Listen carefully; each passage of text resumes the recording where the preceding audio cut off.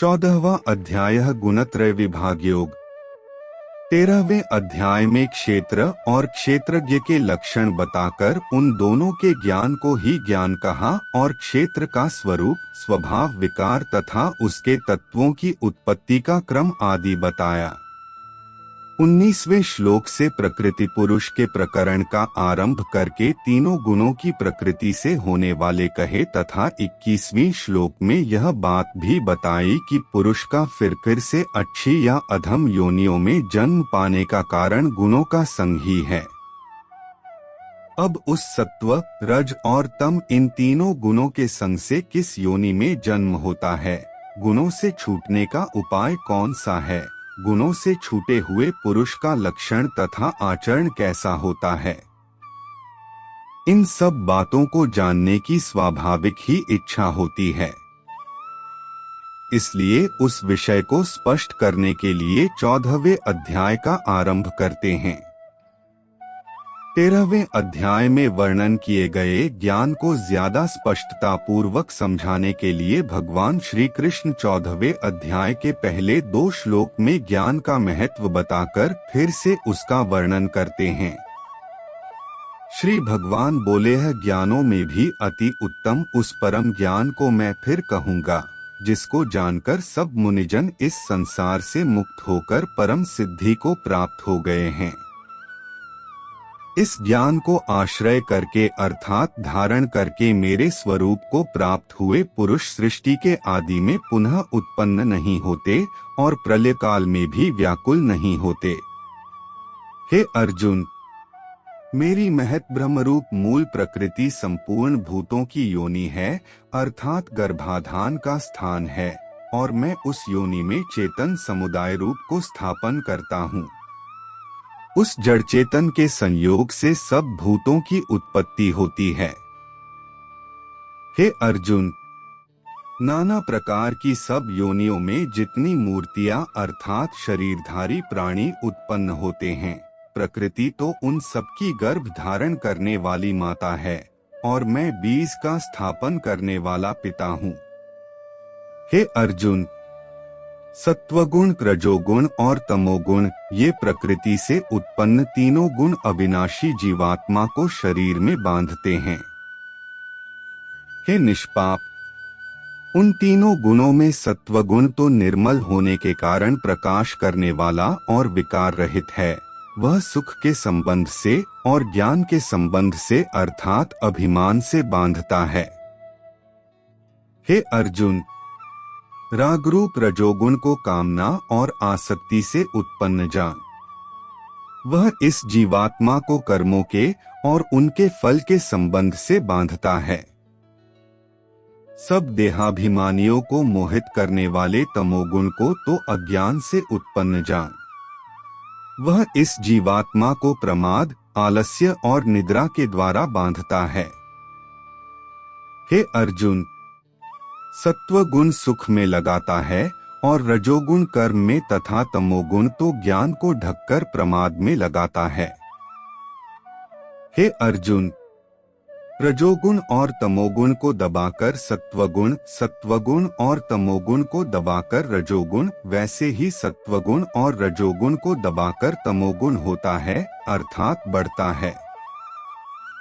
10 जिस समय इस देह में तथा अंतःकरण और इंद्रियों में चेतनता और विवेक शक्ति उत्पन्न होती है, उस समय ऐसा जानना चाहिए सत्वगुण बढ़ा है। हे अर्जुन, रजोगुण के बढ़ने पर लोभ, प्रवृत्ति, स्वार्थ बुद्धि से कर्मों का सकाम भाव से आरंभ, अशांति और विषय भोगों की लालसा ये सब उत्पन्न होते हैं। हे अर्जुन, तमोगुण के बढ़ने पर अंतःकरण व इंद्रियों में अप्रकाश, कर्तव्य कर्मों में अप्रवृत्ति और प्रमाद अर्थात व्यर्थ चेष्टा और निद्रादि अंतःकरण की मोहिनी वृत्तियां ये सभी उत्पन्न होते हैं। जब यह मनुष्य सत्वगुण की वृद्धि में मृत्यु को प्राप्त होता है, तब तो उत्तम कर्म करने वालों के निर्मल दिव्य स्वर्गादि लोकों को प्राप्त होता है। रजोगुण के बढ़ने पर मृत्यु को प्राप्त होकर कर्मों की आसक्ति वाले मनुष्य में उत्पन्न होता है तथा तमोगुण के बढ़ने पर मरा हुआ मनुष्य कीट पशु आदि मूढ़ योनियों में उत्पन्न होता है। श्रेष्ठ कर्म का तो सात्विक अर्थात सुख ज्ञान और वैराग्यादि निर्मल फल कहा है। राजस कर्म का फल दुख तथा तामस कर्म का फल अज्ञान कहा है। सत्वगुण से ज्ञान उत्पन्न होता है और रजोगुण से निःसंदेह लोभ तथा तमोगुण से प्रमाद और मोह उत्पन्न होते हैं और अज्ञान भी होता है। सत्वगुण में स्थित पुरुष स्वर्ग आदि उच्च लोकों को जाते हैं, रजोगुण में स्थित राजस पुरुष मध्य में अर्थात मनुष्य लोक में ही रहते हैं और तमोगुण के कार्य रूप निद्रा प्रमाद और आलस्यादि में स्थित तामस पुरुष अधोगति को अर्थात कीट पशु आदि नीच योनियों को तथा नरकों को प्राप्त होते हैं।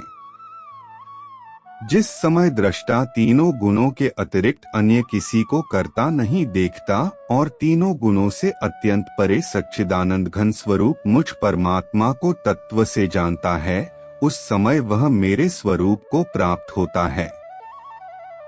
गुणाने तांतीत्य त्रीन देही देहस्मुद्भवान जन्म मृत्युजरादो खैर विमुक्तो मृतमश्नुते।